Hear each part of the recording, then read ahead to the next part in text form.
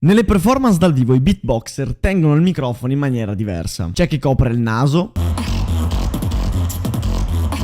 chi solo la bocca. Ma perché fanno così? In questo video ti spiegherò come impugnare il microfono in maniera perfetta per ogni situazione nella tua performance dal vivo. Quindi mi raccomando, guarda il video fino alla fine perché man mano ti darò sempre più consigli specifici. Questo video è un estratto del mio corso online Diventa Beatboxer, dove insegno come migliorare grazie a video e lezioni private. Se vuoi migliorare assieme a me, clicca il primo link in descrizione. Ti aspetto. Il microfono, strumento fondamentale per noi beatboxer per la performance dal vivo. Perché appunto farlo in cameretta, farlo in casa, ok, ci sta. Però dal vivo, quando c'è su un impianto e bisogna spingere a manetta, bisogna saper usare il microfono. Infatti oggi, grazie ai miei amici di Algam Echo, nonché i distributori ufficiali di Shure Italia, Shure, per il canale musicale, potrò mostrarvi come effettivamente utilizzarlo dal vivo, perché non è semplice usare un microfono dal vivo. Quindi mettiamoci cappellino con telecamera, spero che l'abbia messo bene il cappello, vediamo un secondo, scusatemi. Prendiamo il pacco e unboxiamo questo microfono. Ora che ci penso, mi sono dimenticato di prendere il coltello, vabbè. Beh, spacco tutto ragazzi, un secondo, devo un attimo arrabbiarmi.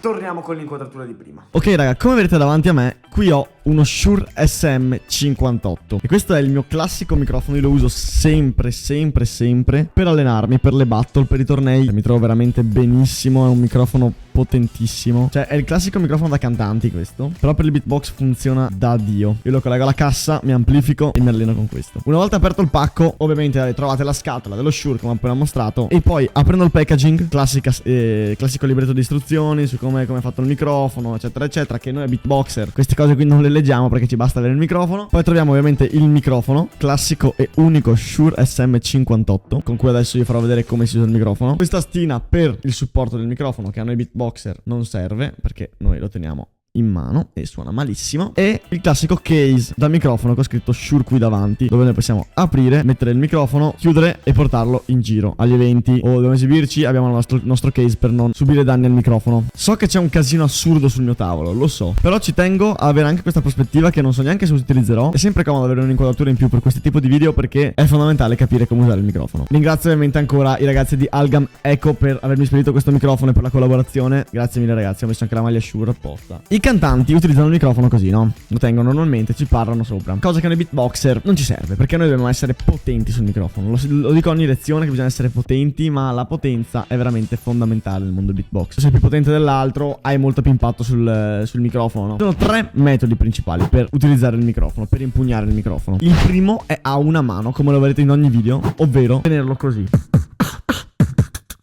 Però tenerlo a una mano cosa vuol dire? Sostanzialmente il microfono va al centro del palmo in questo modo, ok? E la mano va a chiudere tutto attorno al microfono in questo modo qui.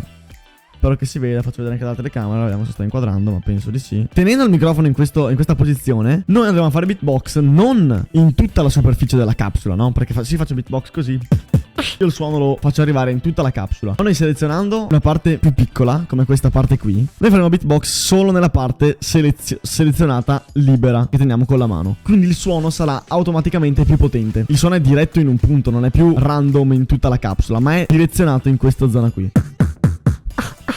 Tramite online, quindi tramite il corso, tramite queste lezioni, tu non puoi sentire la differenza di volume tra il tenerlo così e il tenerlo così, perché non siamo amplificati, non siamo dal vivo, quindi tu non senti la differenza. Però fidati che se hai una cassa e ti puoi allenare a casa, prova semplicemente a chiudere il microfono e metterlo davanti alla tua bocca e sentirai quanta differenza di volume hai rispetto al solito. Quindi tu sei una combo centrale, tipo, non so, faccio una cosa a caso, ok? Che sono tutti suoni forti verso fuori, sono...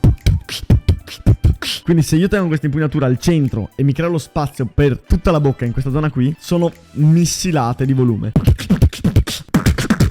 La seconda impugnatura la vedi spesso con i beatboxer melodici, dove utilizzano la stessa impugnatura di prima, quindi questa qui.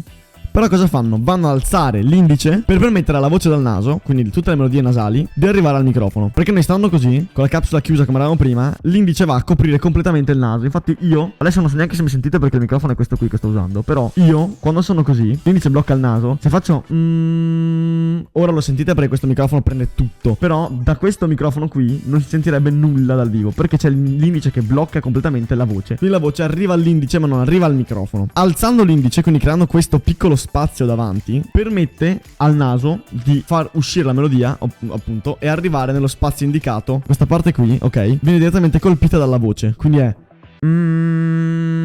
vedete che l'indice è letteralmente sopra il naso? Automaticamente la voce va a colpire la capsula e si sente molto più forte. Quindi questa è la seconda impugnatura per chi deve fare le cose dal naso. Tipo se, faccio un esempio, fate Billie Jean di Michael Jackson, quindi c'è il tutto il che c'è sopra. Sono così.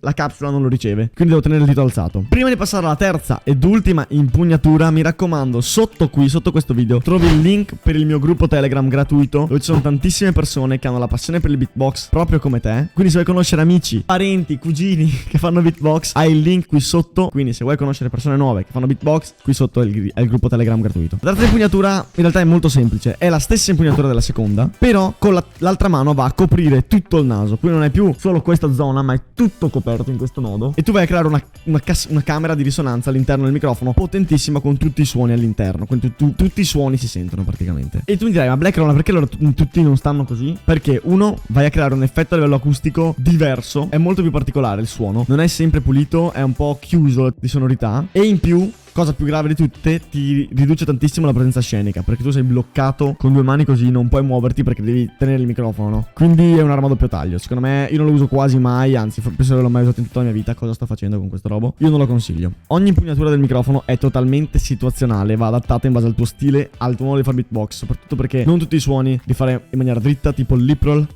lo fai a sinistra, quindi devi essere bravo a muovere il microfono e riuscire a capire come creare dinamicità nei suoni, che non è una cosa scontata, però serve tempo. Se vuoi dei consigli più dettagliati su come imparare a fare beatbox, su come usare il microfono, come adattare il tuo stile al microfono, ti ricordo che sotto qui c'è il mio indirizzo email, puoi mandare un messaggio oppure scrivermi anche su Instagram per avere delle lezioni private. Io sono super disponibile, quindi scrivimi e io ti aspetto dall'altra parte. Detto ciò, grazie mille ancora per il supporto e noi ci vediamo al prossimo video.